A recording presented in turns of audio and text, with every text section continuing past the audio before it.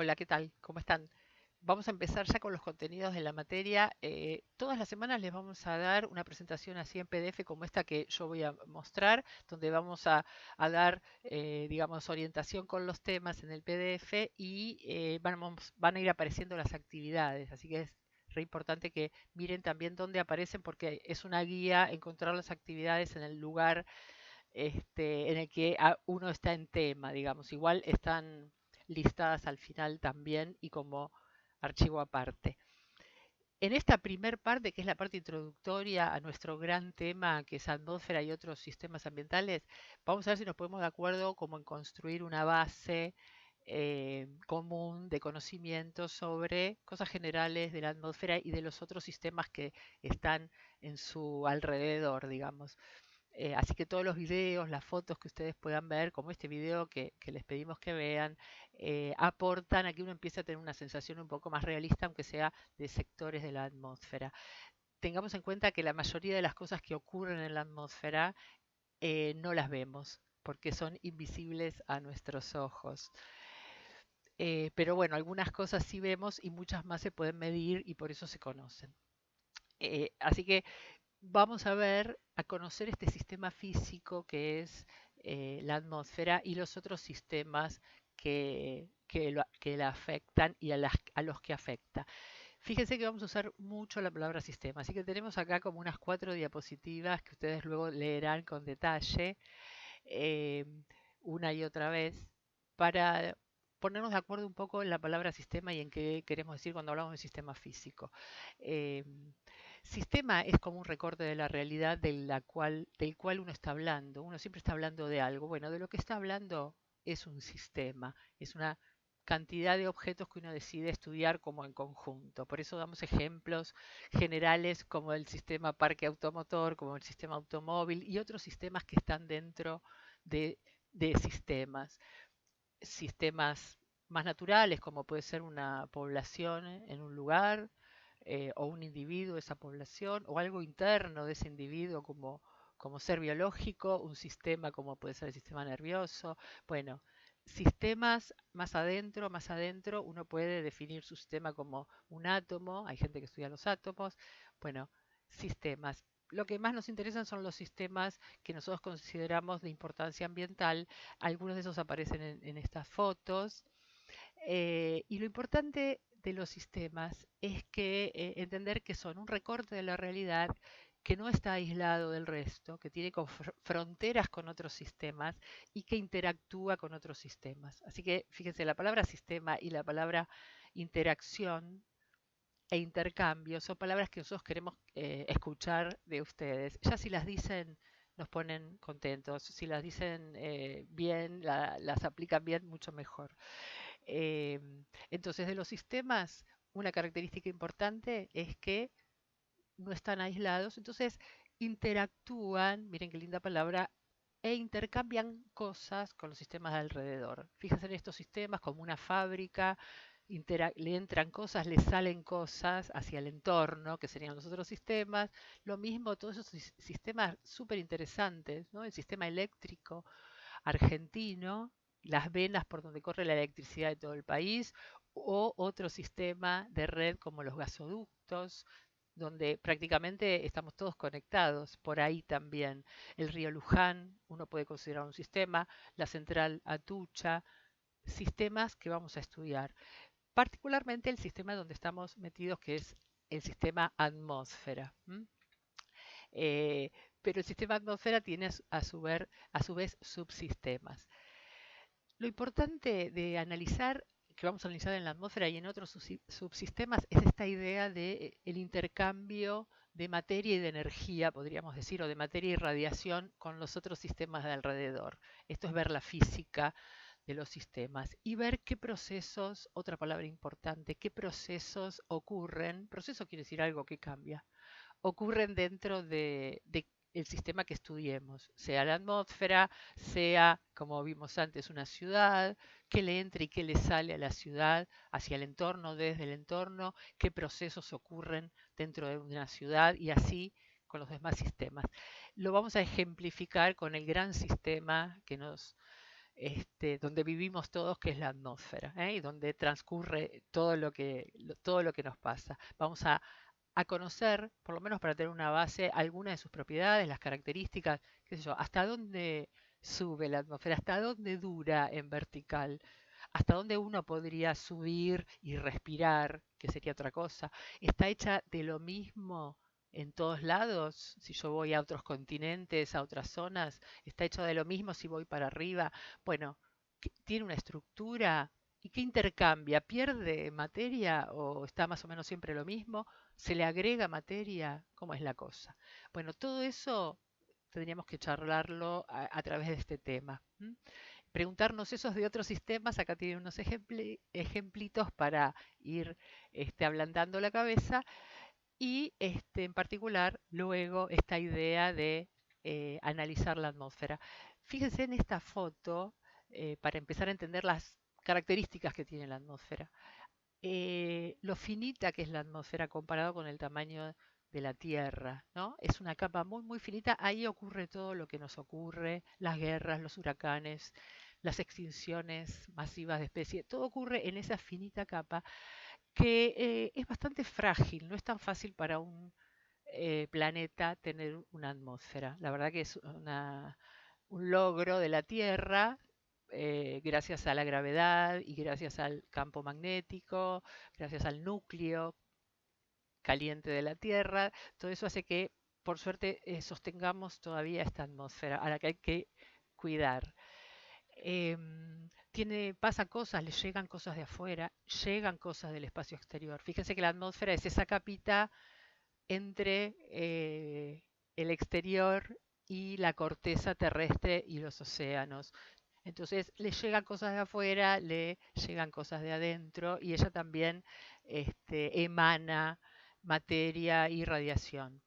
Entonces de afuera entran cosas porque el sol manda mucha radiación, que es esta palabra medio todavía difícil de entender, luz y otras cosas invisibles, y también materia, porque el sol envía protones y otras partículas, ¿no? Materiales, que se llama viento solar eso, pero básicamente la radiación que llega al Sol es la que afecta absolutamente lo que pasa en la atmósfera. Uno podría decir el Sol, que así se dice, es el forzante de la atmósfera. Lo que le pasa a la atmósfera le pasa básicamente, mayormente por lo que le llega de radiación allí. Eh, También le llegan a nuestra atmósfera y a nuestro planeta radiaciones de mucho más lejos, ¿eh? Por eso ahí comentamos dónde estamos en cuanto a la galaxia y también hay fenómenos muy energéticos que nos llegan del más allá, eh, que pueden llegar a ser graves eventualmente. Fíjense otra vez el pequeño grosor de la atmósfera y queremos que nos quede a todos claros comparativamente con, por ejemplo, el tamaño que tendría una manzana. ¿Es comparable con la cáscara o qué? Porque la mayoría de las personas solemos tener una idea de que la atmósfera es mucho más gruesa de lo que en realidad es. Y de paso hacemos esta actividad 2 que permite hacer una cuentita y demás. Fíjense que empezaron a aparecer las actividades, ya vamos por la segunda en el PDF. La atmósfera además no tiene la misma estructura, la misma composición y las mismas características en todo su desarrollo vertical, ¿eh? Encima de todo, aunque es tan finita, tiene una estructura interna muy especial, ¿no? Que no es cualquier cosa. Entonces también hay que conocer esa estructura de capas que tiene la atmósfera, que tiene, como empezamos a ver en este gráfico, distintas temperaturas. Las capas están formadas por distintas sustancias, tienen distintas características, le pasan distintas cosas a la atmósfera en distintas zonas. Pensemos que nosotros estamos en la atmósfera baja y es muy diferente de lo que pasa mucho más alto. De paso les digo, apareció un gráfico. Cada vez que aparezca un gráfico o alguna cosa que tenga números y unidades, es para que ustedes se detengan ahí muy particularmente un rato, ¿eh? Tienen que mirar todos los valores, comprender la información del gráfico. Son imágenes que a nosotros nos interesa muy en particular que se detengan. Entonces, da para esta imagen para que ustedes vean, fíjense, los primeros 40 kilómetros de la atmósfera, un poco de información sobre eso, porque después damos alguna otra información como en este gráfico, hasta 520 kilómetros de altura, un poco más. 520, ahí termina la atmósfera, ¿cómo es? Bueno, todo eso se van a enterar haciendo, leyendo el PDF y haciendo las actividades y buscando la información que se pide acá en las actividades de esta presentación. Eh, Como decíamos, todo sistema tiene sus sistemas vecinos con los cuales intercambia cosas. Otra palabra que nos importa, interactúa e intercambia. Intercambia materia e intercambia radiación, ondas electromagnéticas. Vamos a ir trabajando esas palabras.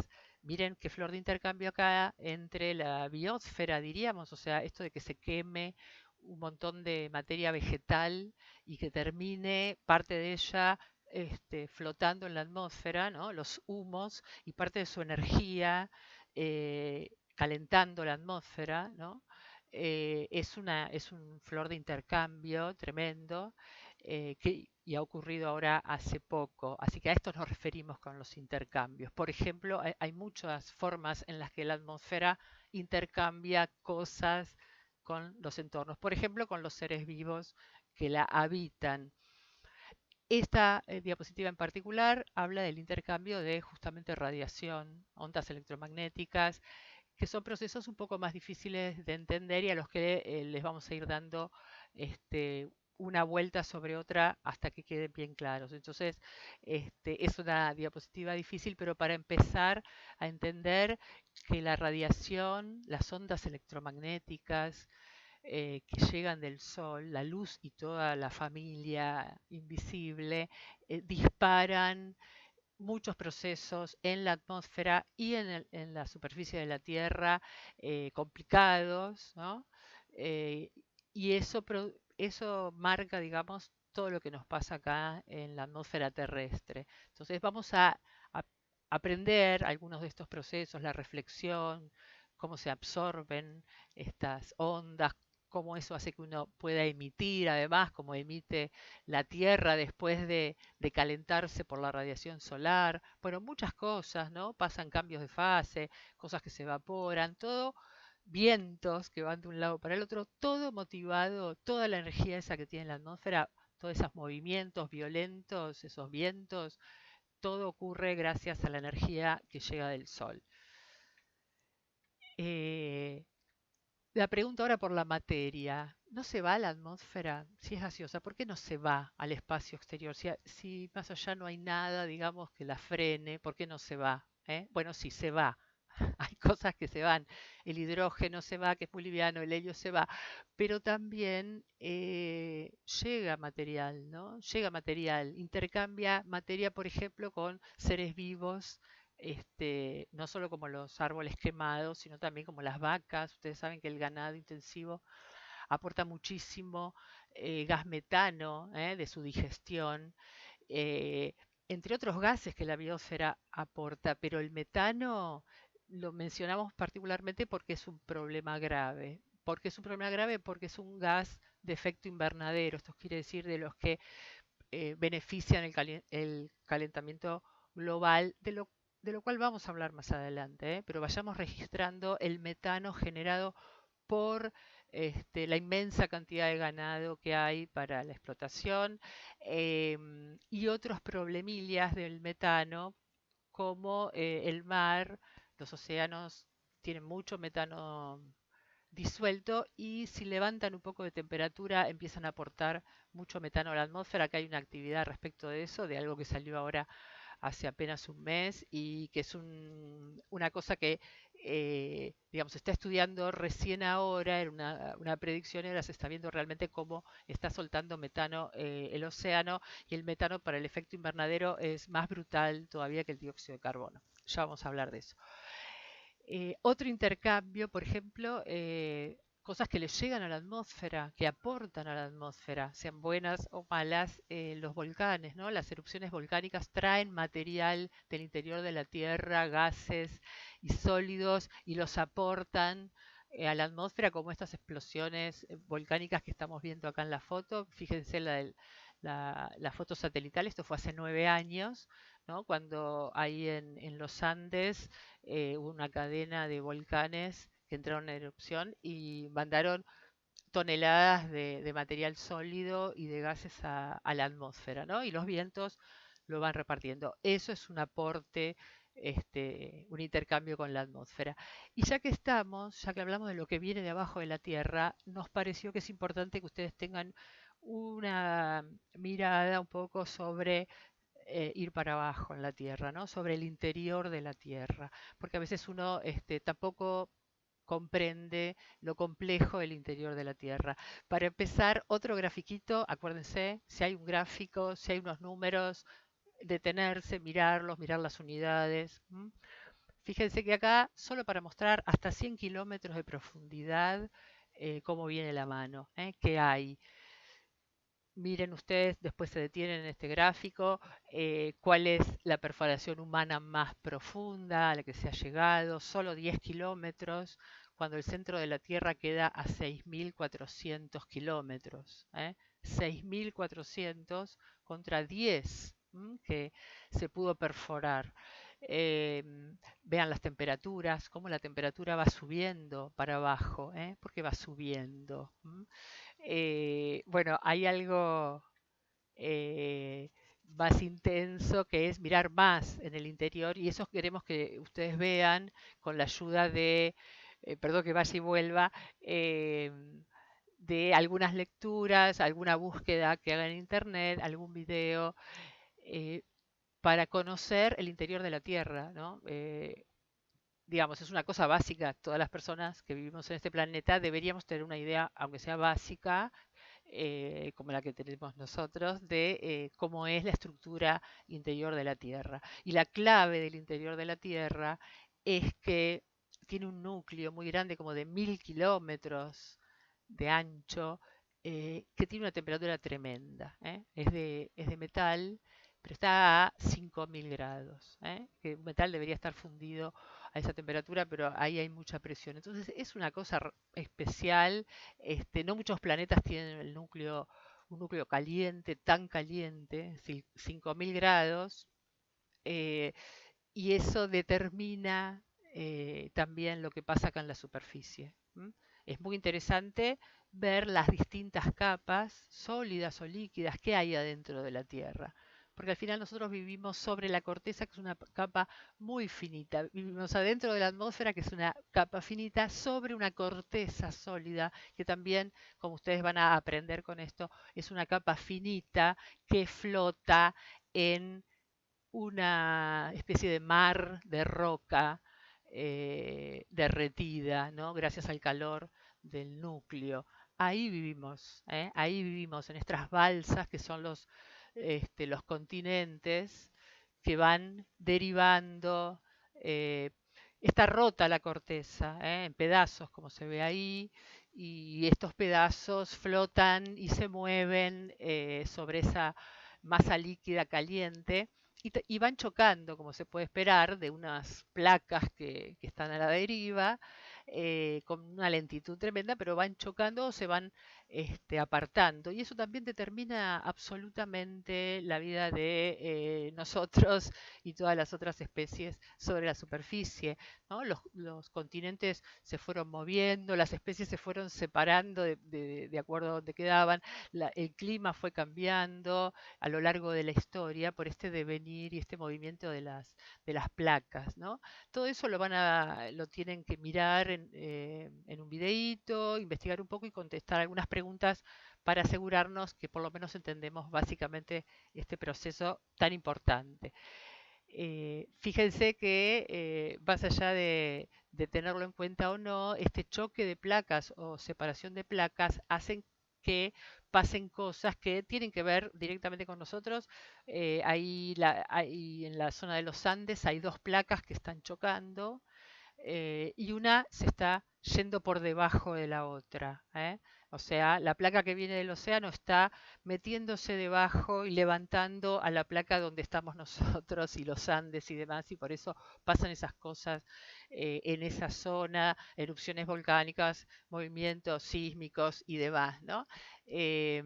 A esta zona que ven acá, que se le llama Anillo de Fuego, del cual formamos parte, en estas zonas donde hay mucho mucho movimiento, y cosas como muchas islas volcánicas que emergen del mar y demás. Todo explicado por esta teoría de las placas tectónicas.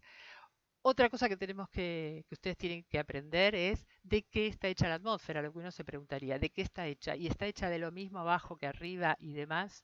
Bueno, y está hecha siempre de lo mismo, cambia mucho de un día para el otro en un lugar, ¿cómo es? Bueno, tiene gases, tiene sólidos, tiene líquidos, todo eso tiene la atmósfera, es una mezcla de cosas. eh, Tiene una proporción de gases que ustedes van a ver que es muy constante. eh, ¿Qué hay más en el aire? Nitrógeno, nitrógeno, casi el 80% y 20% de oxígeno. Los demás, las trazas de otros gases, por más que sean poca cantidad, pueden determinar mucho todos los procesos que ocurran, ¿no? El efecto invernadero ocurre con cantidades muy pequeñas porcentualmente de estos gases de efecto invernadero que ya vamos a ver. Bueno, pero acá lo que estamos diciendo, me fui por las ramas, es composición de la atmósfera, qué gases tiene, cómo se reparten, qué líquidos tiene, como las nubes, cómo se forman las nubes y qué sólidos tiene. Qué sólidos tiene, que a veces, insisto en esto porque es algo que a veces uno no tiene en cuenta, los sólidos que hay en la atmósfera. Le llamamos aerosoles, así que acostumbrémonos a ese nombre. Los aerosoles son como los sólidos, sólidos en el aire. Eso quiere decir. Y hay cantidad tremenda de aerosoles y de tipos de aerosoles. Así que no es que vamos a dedicarnos a los aerosoles, pero tiene que ser algo que ustedes tengan muy presente, el tema este, y por eso vamos a hablar un poquito de qué tipo de aerosoles son los más comunes. Hay sal en la atmósfera que viene del mar, hay suelo que el viento arranca justamente de la corteza, hay hollín de todas las quemas naturales o artificiales, y hay tremenda cantidad de microplásticos, ¿no? Que eso ahora se está estudiando y les recomiendo que ahí hay una sugerencia para que lean porque es un tema muy de ahora, de los microplásticos que nos rodean simplemente por tener cosas, un basural cerca con muchos plásticos al sol o incluso cosas de plástico que uno tiene al sol y que hay por todos lados. Bueno, aerosoles sólidos en la atmósfera. Ay, ¿qué pasó? Ay, me fui, no sé qué pasó, disculpen. Ya vuelvo. Em, Estoy llegando. Bueno, otros aerosoles, el polen. Hay un montón de partículas que son polen que están en diversas épocas en el aire. Muchísimos tipos de aerosoles. Aerosoles que aportan los volcanes, como dijimos recién. Aerosoles que aportan las tormentas de polvo que son permanentes en el planeta y que llevan polvo de una zona a otra muy lejana. Aerosoles por incendios, como estamos sufriendo últimamente, aerosoles arrancados del mar, sal marina y otras cosas. Ahí hay unos gráficos que muestran, nos gustaría que también los traten de descifrar, características de los aerosoles que aporta el mar. Y esto que es interesante, monitoreo de aerosoles. La NASA y otros satélites de otras instituciones monitorean los aerosoles mundialmente y uno puede estar mirando más o menos, digamos, en tiempo real cómo está la cosa en las distintas zonas. Fíjense que esta es una foto de hace un año y pico donde había incendios en África y allá en la zona del oeste de Estados Unidos, y ahora nos interesaría que ustedes busquen información sobre cómo, qué fue dando este sitio de información de aerosoles a raíz de los incendios en el Delta y demás, y en Córdoba y demás.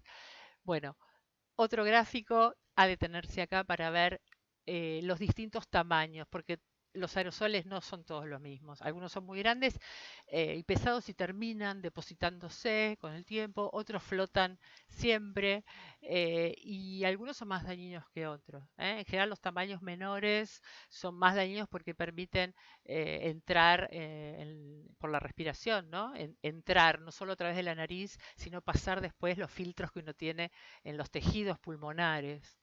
Así que es un tema el de los aerosoles en cuanto a la contaminación en todas las atmósferas y en las de las ciudades en particular. ¿eh? Hay fuentes de aerosoles. Esta es una especie de diagrama donde se ve de dónde pueden venir aerosoles. La mayoría de esas cosas las comentamos. Y la lluvia, al contrario, hace que, bueno, algunos aerosoles se depositen. Entonces también se capturan aerosoles de la atmósfera, pero bueno, no suele haber un equilibrio, ¿no? Acá vemos aerosoles depositados en la Tierra, en la corteza, quiero decir, que tampoco es una buena noticia, ¿no? Aerosoles oscuros que hacen que se alteren las condiciones térmicas de ahí de la nieve de ese lugar. Eh, bueno, atención con los aerosoles, entonces vean esta publicación sobre los aerosoles en una ciudad china. Empieza a haber problemas de contaminación, de respiración, de daño respiratorio a las personas. Entonces hay que monitorear los aerosoles, sobre todo en todos lados, pero en las ciudades con más razón. Entonces, preguntémonos, se están monitoreando los aerosoles en los centros de la ciudad? Es un dato que ya tiene que empezar a tener, por ejemplo, las municipalidades y demás. Y para terminar, nada más como para dejarles una rampita al tema que sigue, 4 diapositivas para decirles que entonces nos quedamos con esta idea, trabajamos esta idea que la atmósfera no solo es muy compleja, tiene una estructura muy especial, tiene una dinámica quiere decir movimiento, y tiene una dinámica concreta, se mueve de muchas maneras, pero hay digamos, unos procesos especiales que nos interesan, que tiene que ver con esto que empezamos a poner acá para que empecemos a ver este movimiento de la atmósfera en cuanto a corrientes ascendentes. No las podemos ver, pero en todos lados en la atmósfera, si pudiéramos ver estas corrientes, hay corrientes ascendentes de aire y corrientes descendentes. El viento por ahí uno lo tiene más incorporado y demás, pero no estas corrientes que son muchos más fundamentales, yo diría, como proceso físico. Y nos va a servir para aprender muchas cosas de física como las que comentamos acá, ¿no? Porque el Sol cae, manda su radiación sobre la corteza se calienta, como habíamos dicho, calienta el aire que está ahí en contacto, el aire aumenta su temperatura y se dilata. Estoy contando cosas que pasan que ustedes pueden creerme o no, ¿no? O entender o no lo que estoy diciendo, pero a eso vamos, a entender que entonces el aire se dilata y flota, pesa menos, por decirlo de alguna forma, y se va entonces a mayor altura, y cuando sube, como hay menor temperatura, ahí condensa y hace unas nubecitas, ¿no? Y después baja por otro lado. Este proceso se llama convección, esto de subir y bajar los fluidos cuando hay una zona donde se les está aportando energía, ¿no? Se les está dando este calor.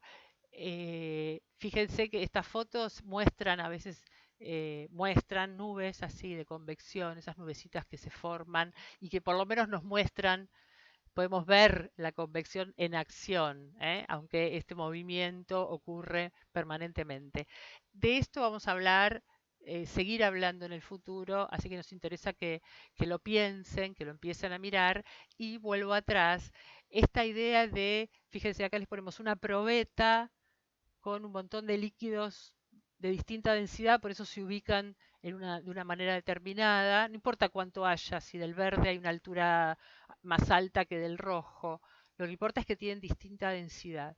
Entonces se ubican así, se acomodan con una estructura determinada y ahí están haciendo su vida. Y lo mismo este otro sistema, que es esta sartén con agua, en contacto con una hornalla, está recibiendo energía de ahí abajo y el líquido adentro hace un proceso parecido al que comentábamos recién de la atmósfera. Eh, entonces son dos sistemas que no son, ninguno es como la atmósfera, pero la atmósfera es una mezcla de ambos porque tiene capas realmente, tiene distintas densidades y a la vez tiene todo este movimiento dado porque a causa de esa energía que le está llegando del Sol. Si no llegara el Sol como pega a la Tierra, si la Tierra estuviera súper lejos, la atmósfera estaría sobre el piso prácticamente y ocuparía muy poco lugar porque tendría muy poca energía, muy baja temperatura y no tendría mucho para hacer. Entonces, toda esta tremenda atmósfera que tenemos, aparte movediza y energética, tiene como motor la energía del Sol. Bueno, creo que con esto les muestro esto nada más porque estos son procesos de convección, tanto que se van a hablar en clase, ejemplos, en una estufa dentro de una habitación donde también el aire hace este movimiento, o la roca sólida o derretida, mejor dicho, en el interior de la Tierra a causa del calor, cual hornalla o como si fuera una estufa que tiene el núcleo de la Tierra. Calienta la roca en vez del aire, en vez del agua y hace esta convección, este movimiento. Fíjense, distintas sustancias, roca líquida, aire o agua, todas hacen ese proceso si están recibiendo energía de algún lado. Bueno, quiero puntualizar esto de la convección como para que vayan mirando. Al final ya saben, las actividades listadas para que no digan que no les avisamos, son 11 actividades, empiecen a hacerlas, empiecen a preguntar, consúltense ustedes, compartan, porque en algún momento, como les dijimos, le vamos a decir, a ver, vos entregá la actividad 6 y la 9, y la suben ahí al portafolio. Vos entregá tal y tal, y así, así vamos practicando. Bueno, espero no haberme excedido mucho en el tiempo, seguro que sí, voy a ir mejorando. Bueno, cualquier cosa nos escriben o nos vemos los miércoles, ¿de acuerdo? Bueno, chaucito.